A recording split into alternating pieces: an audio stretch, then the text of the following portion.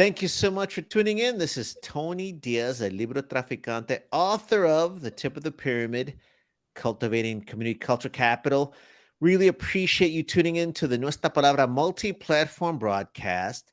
Maybe you're tuning in first on social media, or perhaps you're watching the video version of this on fox26houston.com, or maybe you're listening to the audio version of this on our first platform, which was KPFT 90.1 FM, Houston's community station.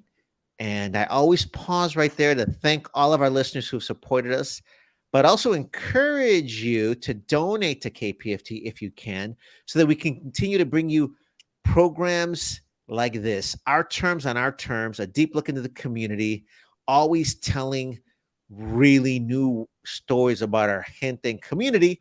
And you can donate by going to kpft.org or calling 713-526-5738. This also will become our podcast. And of course, Nuestra Palabra started in person. This is our 25th anniversary season. We are going to be coming out to the community in different ways, so please do look for us there.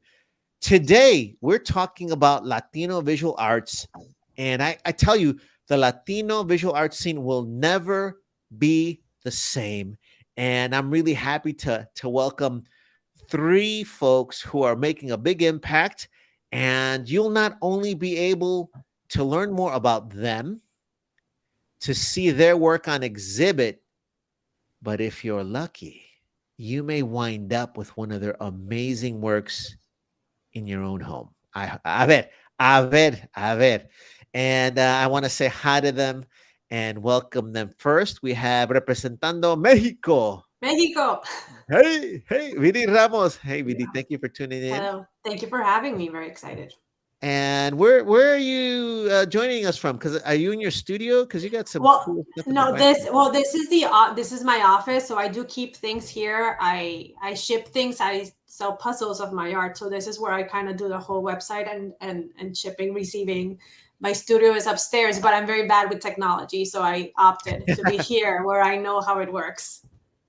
Fantastic, and we look forward to finding out even more about your work. You got the famous Concha head right behind somewhere. Yes. Right behind you. That's a puzzle version, yeah. That's very cool. And representando Venezuela, our friend Gerardo Rosales, who I've had the pleasure of, actually, I've been to some of your exhibits, seen some of your work firsthand. So thank you so much for joining us tonight. Tell us about the piece behind you. Thank you for the invitation, Tony. Behind me, there is a piece. It's called Coyote at Dusk. And actually, that was a representation, if you like, of an encounter that I had with a wild coyote in Memorial Park. I was walking, and the coyote just came out of the woods, and we have like a 10 seconds encounter, which it looks to be like an hour. And it was a night, and it was a beautiful experience. Really, it was kind of like a spiritual experience. And after that, I decided to paint the coyote as a figure that showed like fragility, and as a animal that was kind of like reclaiming the space, that the city is taking from them, from nature. So it was a very interesting episode, to think about nature in the city. No, and I've seen some of the coyotes there at Memorial Park. It is startling. So I think you did a great job of capturing it. And last but not least, and representing Colombia, nuestra amiga Nela Garzon. Hey, great to see you again. And I met you early on with Manteca, and we've chatted several times. So thank you so much for joining us, Nela. Hi, Tony. Thank you for having me. And of course, I do want to point out, I'm happy to be on the board of ALMAAHH. This is a nonprofit that was created to help design and further an attempt to create a state-of-the-art Latino art complex. And I'm also proud to be one of the co-writers of a grant that got funded for $1 million from Houston Endowment. And that was to create a report. And I want to point out that that's the first time Houston Endowment has awarded any organization just for its intellectual work. And this report, which we will submit in December of 2023, December of this year, will break down where this institution will be, how much it will cost, what it should consist of, and other important questions. And it will also quantify the Latino art ecosystem, Latino art community, and then also talk about how it can serve the entire city through satellites and how it will quantify the desires and visions of the Latino community and create a path towards reaching some of that. And of course, this is a long report, and I'm into that. So I'm not going to bore everybody by reading it. Instead, I'm going to invite you to come experience some of the research, because part of that then was to take a look at one of the very powerful segments of the Latino art community, which is the visual art component. And I know, and many of us know, that there's always been a lot of talent, and there's a lot of people here who want to express it, but that's not always been recognized. So then ALMAAHH used its resources, and again, this is part of the research, to inspire. It was almost 100 Houston Latino visual artists to apply. And I should point out that this is a big number, because the Houston Arts Alliance, at its last call for individual artists, had 100 individual artists total, about 26 of whom were Latino. We also hired 2 world-class curators, jurors, and we paid them. And I point that out because, you know, when I pick artists or writers, they think, oh, well, he's just being nice or whatnot. This is their jobs. This is their credibility. From there, they went through and they picked these jurors picked 33 artists to exhibit their work. And though that's on exhibit right now, so folks can go see the 2023 ALMAAHH Visual Arts exhibit. It's at the Post, which is 401 Franklin Street. It's there during business hours. But I'm going to bring it now to our guest tonight, because on top of that recognition, the jurors chose 5 of those artists to be the 2023 ALMAAHH and Museum of Fine Arts Houston Studio Artist, which really is a big deal. And folks can go and see the works now. I do want folks to know that on May 12th, there'll actually be an auction for some of the works. Some of it will be a silent auction, but your works, which are right on one wall, will be part of the live auction as well. And last but not least, I do want to point out that the proceeds, half of the proceeds will go to ALMAAHH as well. And that's huge, because you're giving back. I want people to know then that if they do support the art, they're supporting the visual artist, but giving back to the community as well. I would like to go around one by one, and I do want to focus on that one aspect. Again, I'm writing a really long report, but this one data point, how big a deal is it that you're getting a studio visit and being named one of the ALMAAHH and Museum of Fine Arts Houston 2022 studio artists? Did you know this was going to happen, or is this a pleasant surprise? And we'll start with Viri. Hello. Yes, a very pleasant surprise. And I think I've told you before that I thought it was a joke. I got a call in the middle of the day. I knew that I was participating with ALMAAHH, but I was not aware that the Museum of Fine Arts was involved. So I kind of hung up, and I immediately called Gabriela, who's I've worked with her. She was a curator for another show, and she said yes. So I mean, it's just good to be recognized. I think we all try to push each other. There's not a lot of space. That's been my experience for us to showcase our work. So to be given this opportunity, even for me to participate with this, another Latin artist, and I'll shout her out, Zulma Vega.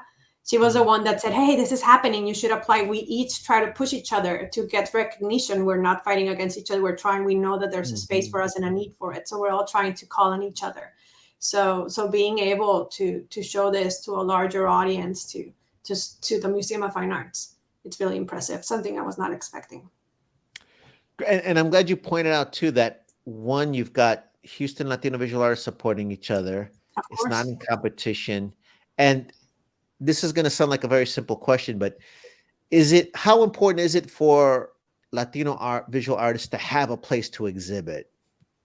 It's everything. It's validation that there's a space for us. I think it's recognition that it's needed. Once they see how many people have applied, how many people are interested in the work, I think it highlights the need for us to be represented in a larger scale.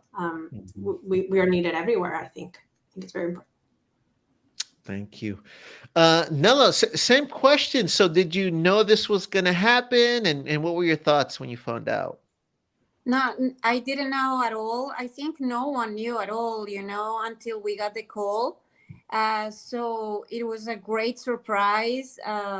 Like till this point, a little bit not knowing where to stand in front of it until we get the studio visit. It is exciting to be able to share my work with the Museum of Fine Arts folks, because that's not an easy opportunity to get.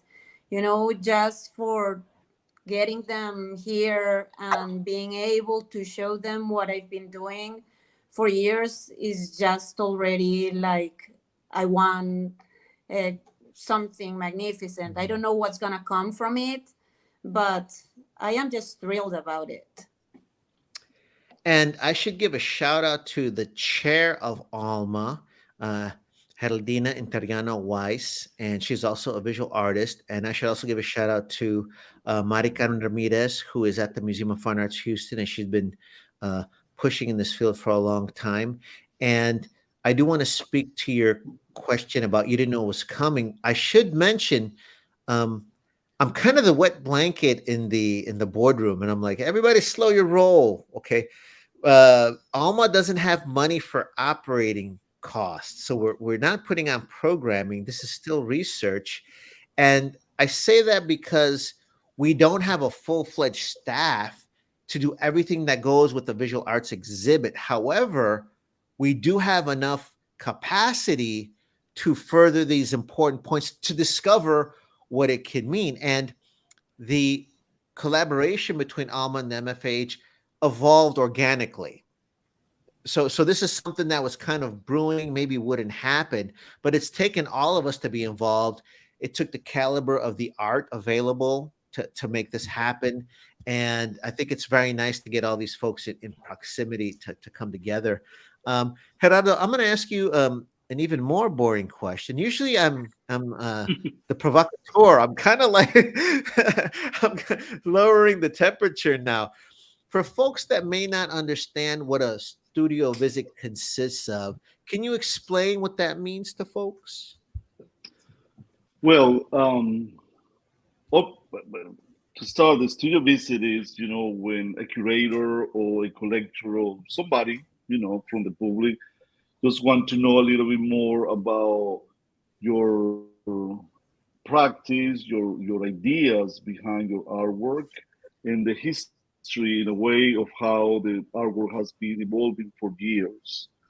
So having the eye of the Museum of Fine Art of Houston is a very special opportunity. I feel really privileged, and fortunate to have this opportunity to demonstrate and to explain to them, all the process that I've been having for years, and all the research that I've been doing as well. Artists, tend to work in isolation. It's not very easy to bring curators and even, peer artists to the studio. So having this a fantastic opportunity is really it's really amazing. I feel really privileged for that opportunity. And also, the fact that you will be able to receive some feedback from these curators help a lot, artists to understand even more the full picture of the work that we're doing. And I think that's a great context to put in it. It is where we are being humanized. So to me, I think what's vital is that we're demonstrating that Houston has the talent and that it is world class. And we've come up with different ways to prove it. And I think you mentioned earlier when we we're chatting offline, Nella, that it is not a common practice for major museums to look in their own backyard for talent. Perhaps this is the beginning of a trend where especially Houston Latino artists can be recognized. But tell us a little more about that. Well, not that I have a ton of knowledge about it, but I know that the majority of the collection, let's say in the Museum of Fine Arts, is Latin American artists. So it's artists that work usually or that have trajectory in their own country and that world known, and then they collect their pieces and bring them. Then I don't know how many of the pieces they have are from actual Latinx artists working and living in the US. I really have no knowledge about it, but I do know that the majority of artists there work somewhere else, you know, like in their own country. So I think it's like a new wave of interest that it's starting in the US about what Latinx art is and represents, and looking what people who are immigrants or immigrant descendants from Latin American people are doing when they inhabit here and they are working here. So, And for folks that are tuning in, I will share that in a little bit. We will talk about your particular works. However, people have to earn it. So, so I do want to give the context because I don't want people to take this for granted. And to your point, I'm also excited because I think Houston's in a very unique place where you have Mari Carmen Ramirez here at the Museum of Fine Arts Houston doing what she's been doing, but you also have ALMAAHH and of course our chair Geraldina Interiano Weiss doing what we're doing. And I should point out, Nuestra Palabra has 25 years in cultivating community cultural capital. We're more on the literary side, although we would argue that we're arts across the board. It helps to have the $1 million to create the infrastructure, board members that are grassroots, grass tops, experts from different areas of arts. And then we've made these calculated decisions on, we are going to have 30 visiting sessions. So folks that are tuning in and they're like, well, hey, I want to talk about what I think this should be. We're going to come to you. I'm the chair of the Community Engagement Committee. We're going to have visioning sessions throughout the city, up to 30. So no se pongan celosos. Don't feel left out. We're coming to you, and everyone's going to put their granito arena to help us build this wonderful institution. But I want to make no mistake. We're going from deep in the community to the upper echelons of art, and that's very unique. And, Viri, you mentioned that it's not competition. I think we all need to start thinking about, you mentioned claiming our space, maybe quantifying what we do so that we can create fair exchanges of community cultural capital and help each other. Because I think what's happening is that a new group like ALMAAHH needs the prestige and capital of the Museum of Fine Arts Houston. Likewise, the Museum of Fine Arts Houston needs the deep community cultural capital that ALMAAHH brings to the table. And there's the win-win, and hopefully year after year, we can keep producing all this. I want to get people excited about the art. So they can come see your visual art. It's exhibited right now at the Post. I love that. Walk in, it's free. They can also take some home. So there will be a silent auction, and your pieces will also be on part of the live auction. And this is independent of the studio visit when people come to your studios. Let's talk about some of your obras que ahorita se están exhibiendo, que se están exponiendo allí en el Post. And let's see. Well, Viri, you got the concha behind you. I'm going to ask Roxana to bring up your website and talk a little bit about some of the pieces. Tell us about the concha first, and I'm going to come back to that piece, the other piece. It's a little lower. Right.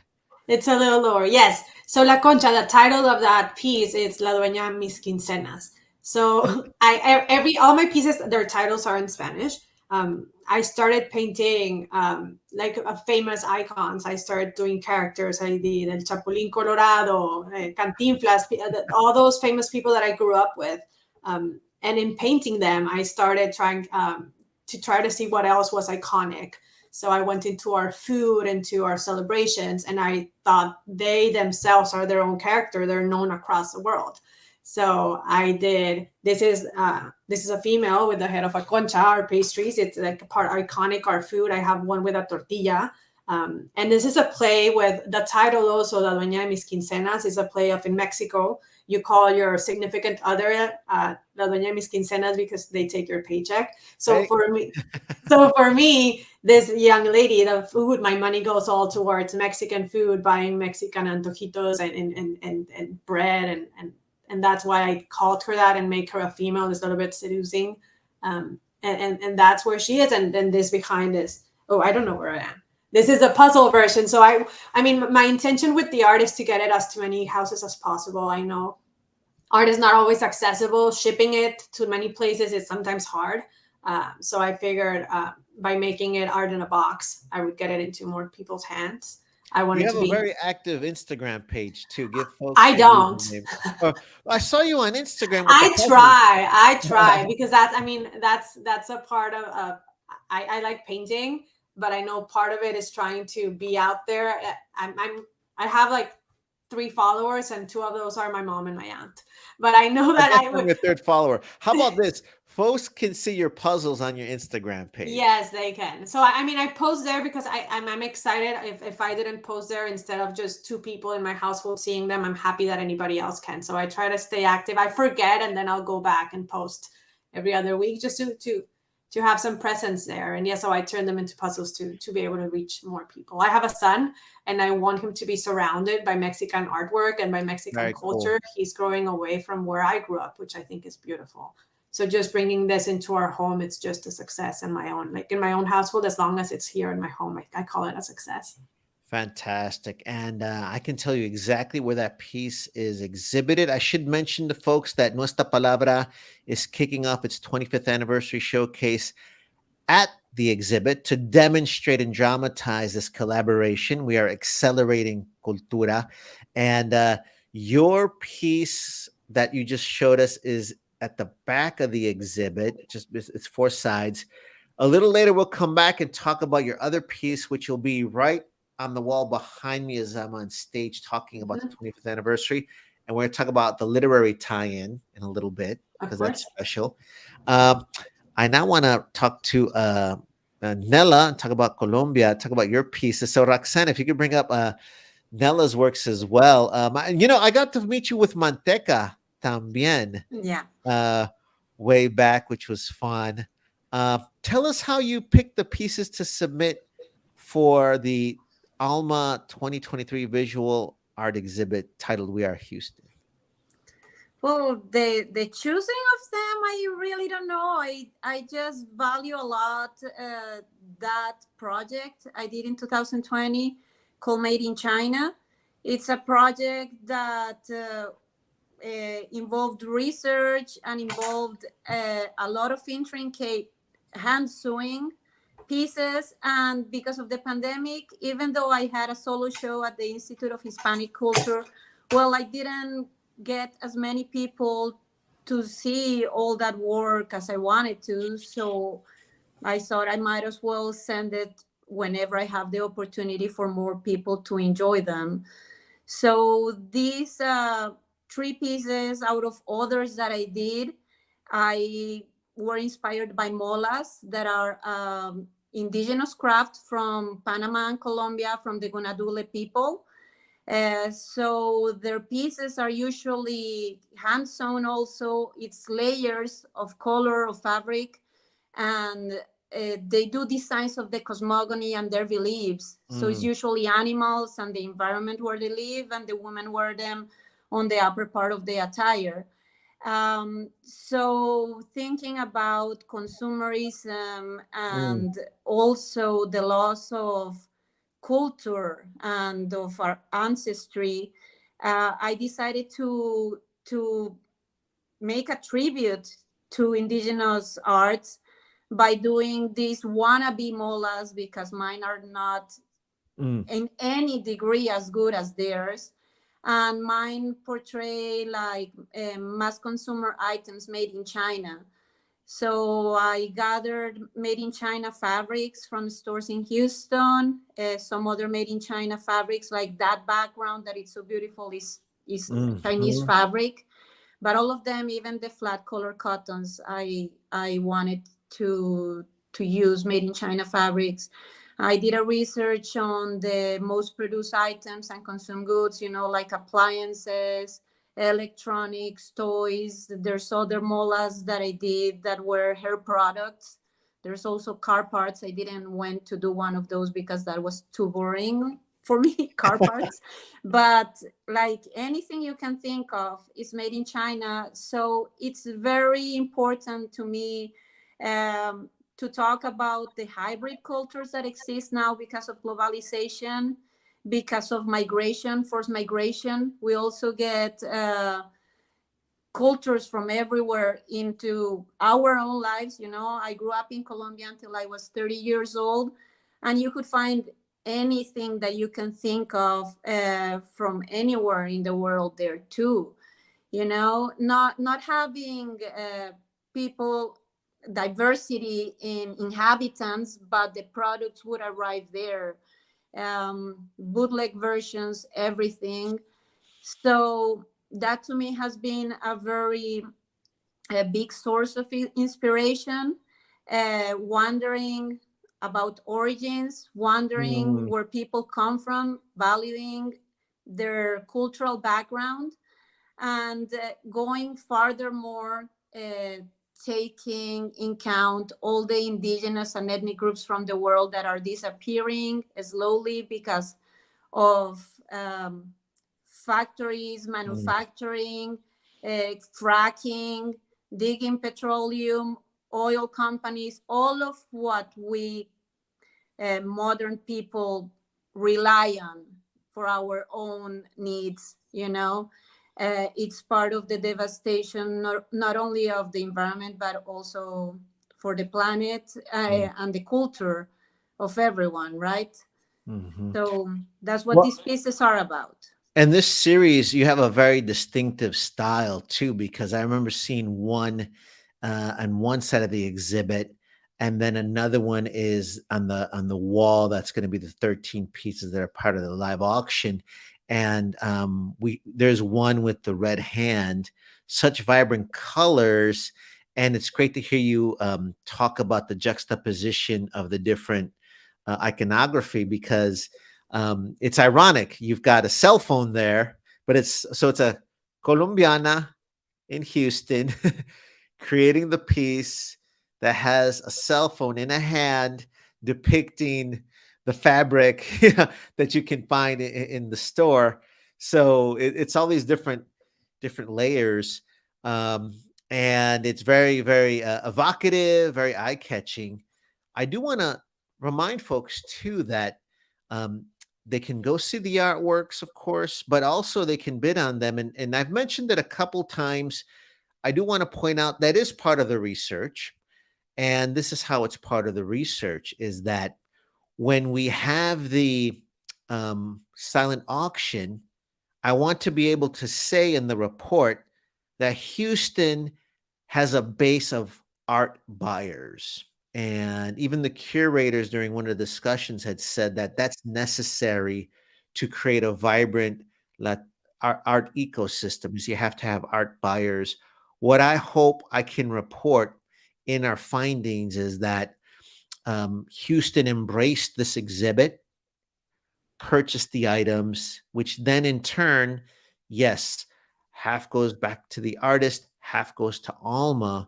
But more importantly, we demonstrate that there is a market for this, and we can talk about the sustainability, because the long haul is that we're going to have to rely on our gente to come together to give time and energy, but we're also going to rely on our folks to put their own money into this. And for the complex that at least I'm envisioning, and I say me, this is not my project. I'm the one arguing for this approach, we're going to need about 300 million or 500 million dollars, and it's about time our community got that. Don't get scared. Don't get scared. You can go enjoy this exhibit.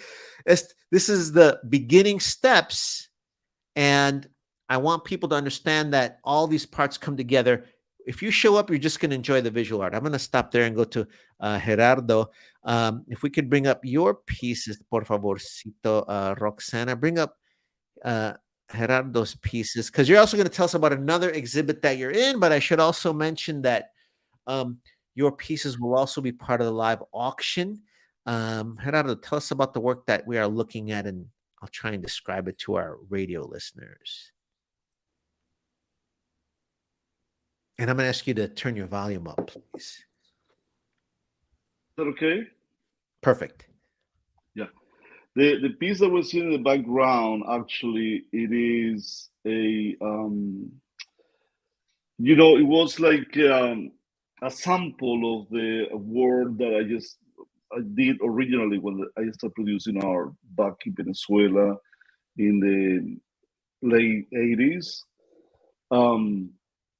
And the pit, the everyday life of Venezuela. But in this case, because the political situation in Venezuela, those paintings that I used to do in the past that were very celebratory, in this case, show elements that are more associated with the violence that was very significant in Venezuela, like in 2016, when there were a lot of demonstrations, and a lot of police brutality against the community to stop those demonstrations. So it is kind of like a very attractive, typical painting that, connected with kind of naive art that you can see in Latin America. But in this case, there is a lot of things going on that are connected with that violence that I've been telling you in a very subtle way. I don't know if you have paintings of the drawings that are at the auction or at the exhibition at the post at the moment. But I would like to mention, the importance of the support that artists, can receive and how we can grow, our practice can grow significantly. Back in 2018, when the Art Latino Now happened in Houston, I have the opportunity to be part of an art residency at Trans Art Foundation here in Houston. And I was able to develop a very interesting body of work. And thanks to that exhibition, I just was able to show to London Art Center, about the work that I was doing. And I just got a residency there as well.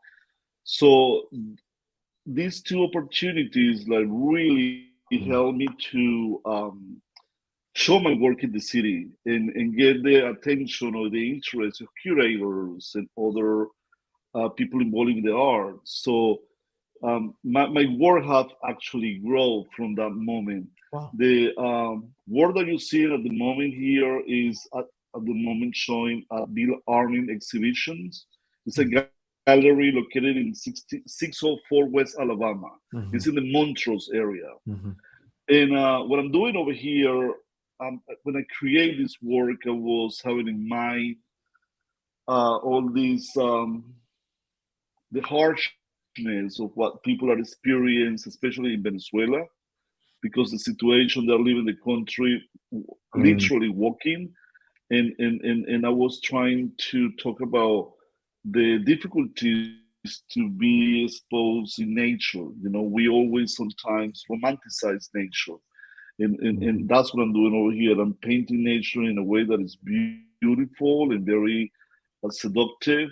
But then when you look more carefully, you start discovering elements there that are not that welcoming, And so, yeah, there is several paintings there in this show. There is one in the background at the moment that shows the foundational myth of Rome.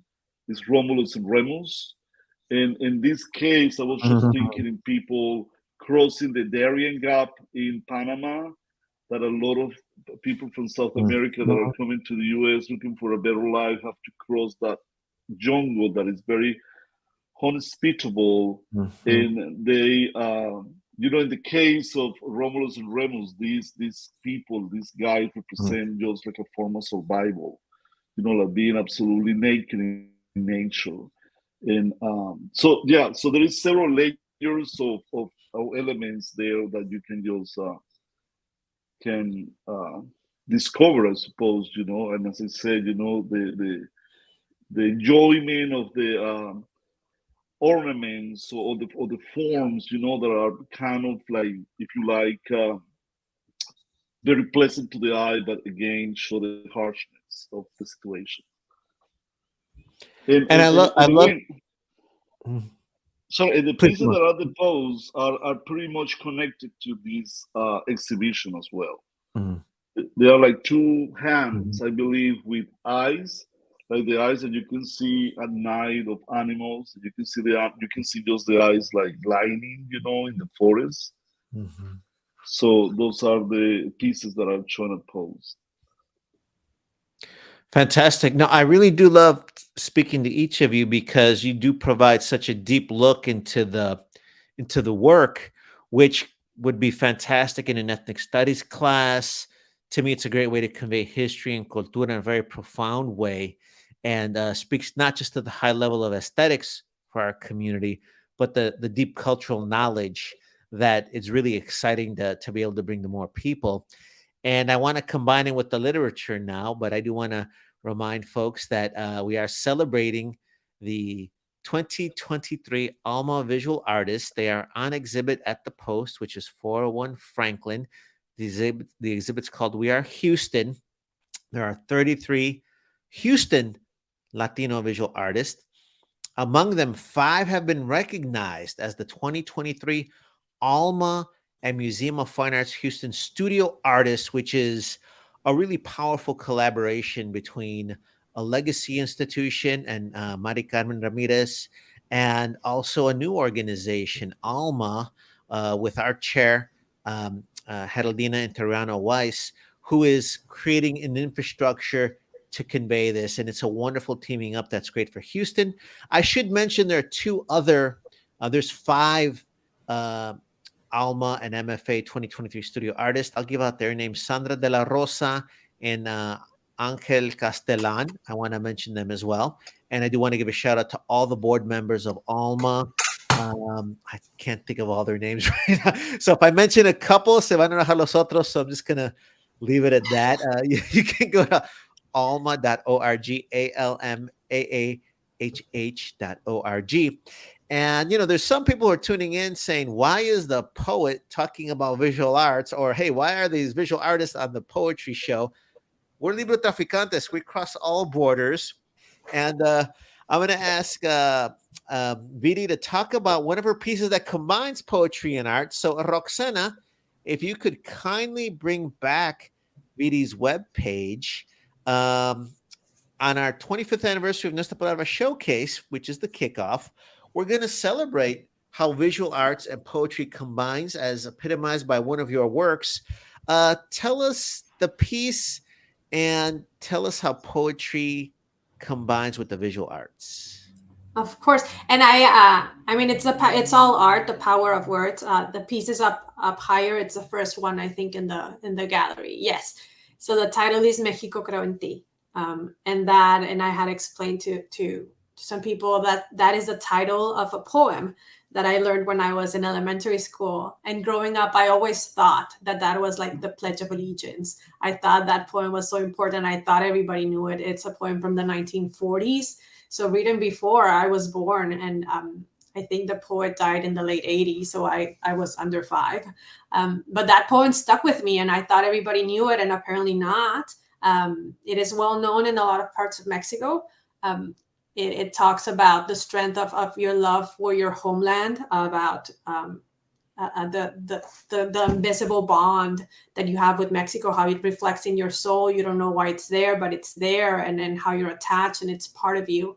And in this piece and in the video, or in the photo, you cannot see it well, but it has textures. So what I was trying to represent is Mexico creo en ti talks about how how even though Mexico goes through this sad stages and through tragedies, your love's still there. So I try to make the words of the poem look like like concrete, but chipped away, but still there. So showing the strength of that love and that patriotism. And it's funny because once I explain it, and I come to realize that these were feelings felt in the 40s, and how through the years it still stands, and how you feel that now. So through the years, it's a feeling, and those words are still powerful. And I was detailing the meaning of this to someone from the US, and they were like, wow, I feel that about my country. So it's not just something that's representative to me, but when you put that into poetry, into words, you see that other people from other countries identify with the struggle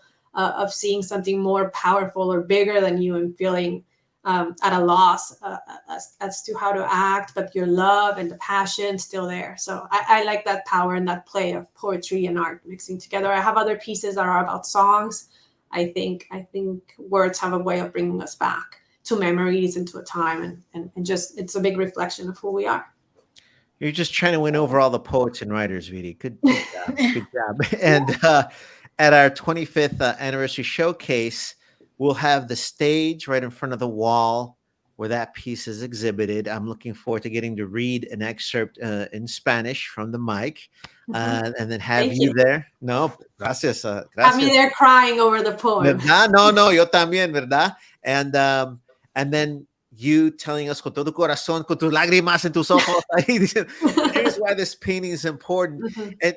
And what I tell people too, even when they come just to our traditional literary exhibits, you are not buying a product. You could get that anywhere. We are joining together in a story, and the story will be, oh my goodness, I was there that night when the visual artist and the writer told me more, not just about the work, not just about our people, but this moment and how Houston's at this wonderful intersection of all these forces, how I'm covering, como un Chicano, I'm learning more about myself from my Colombian, Venezuelan, and Mexican brothers and sisters. And here it is epitomized by this visual art. And I also think it's so special that people can go and view it, and someone can also have it in their home too. And I want to stress that, because we need to support all of our artists. This time we can support our visual artists. You can support ALMAAHH. And I want to write in the report at the end of the year that Houston residents from all backgrounds stepped up and said, yes, we know this is valuable. I'm going to put my skin in the game, and I want that story in my house. And they will always be able to tell that story, not just about that work, but when they met you, when they met us at that special night. Thank you so much. I want to give, I don't want you to think that the Mexicanos are teaming up on everyone here, okay? So I want to give our Venezuelan and Colombian brothers and sisters the last words. Gerardo, any parting words about this moment in Houston? Maybe what people can do to support each other a little more for arte? Well, I think all these events that are happening, like I just mentioned, this event that happened with the University of Houston and Latino are now was one very good experience to understand, the more current research about Latinx art. And I met so many local artists that I didn't know.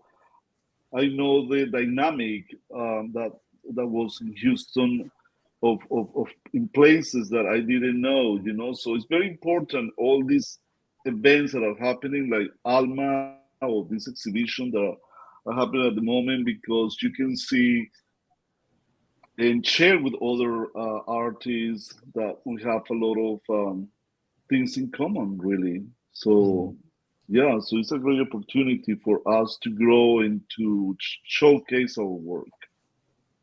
Great. And we'll give the last word to una mujer. And Nella, there's probably someone tuning in that thinks, I might not be able to make it. Is this really a turning point moment, do you think? Is something really going on in Houston finally? I think yes. Since the last couple of years, I think Latinos are starting to go together not, I'm not gonna say as a movement, but finally like getting a harder voice somehow. And it's not about, I don't think personally that it's not about yelling higher than the other cultures nor anything like that. It's more about equality and getting out there, as well as others have had the opportunity for generations. So I think it's very important for people of all ages, especially older people, to take their kids to see cultural representation of where they come from and their origins. You know, I am an art teacher at the elementary and middle school level, and I have a lot of Hispanic kids, and a lot of them, they don't feel close to their Hispanic heritage, and it breaks my heart, you know. And I think more representation everywhere, more awesome stuff going on, that parents go and take their kids to see, look, this is your origin, this is where you come from. And it is amazing also. It's not only Nike and Jordans or whatever other things are on TV, so that kids start to feel it too, you know, to know how important is their cultural heritage and their cultural identity and where they come from, you know, because as I was saying, like consumer goods are not the origin of anyone. It's more like decades and decades ago, and what people are doing with their hands, and how people are sharing stories through written or oral word. So that's awesome. And like you say, it's a win-win for everyone. And how wonderful where, 40% of the population can feel that self-determination and excitement that's infectious, and create folks that can embrace art across all cultures. So thank you all for all that you do, and we wish you continued success. I want to thank everyone for tuning in. I do want to thank my team, Roxana Guzman, who is our multi-platform producer. Also, Rodrigo Bravo, our sound engineer. To all of our volunteers, all of our team, and to all the folks who tune in to our different platforms, including KPFT 90.1 FM, your community station. And I do want to remind folks one more time, we've talked about giving. We ask you often, I'm going to ask you one more time, if you can pitch in to keep KPFT going another 50 years, that means a lot to us. So if you can, please go to kpft.org or call 713-526-5738 and pitch in and help us keep this great experiment in freedom of speech going. Hey, I'm Tony Diaz, Libre Traficante. Thank you all for tuning in, and I will see you at the exhibit. Gracias a ustedes. Ciao. Thank you. Bye. Bye.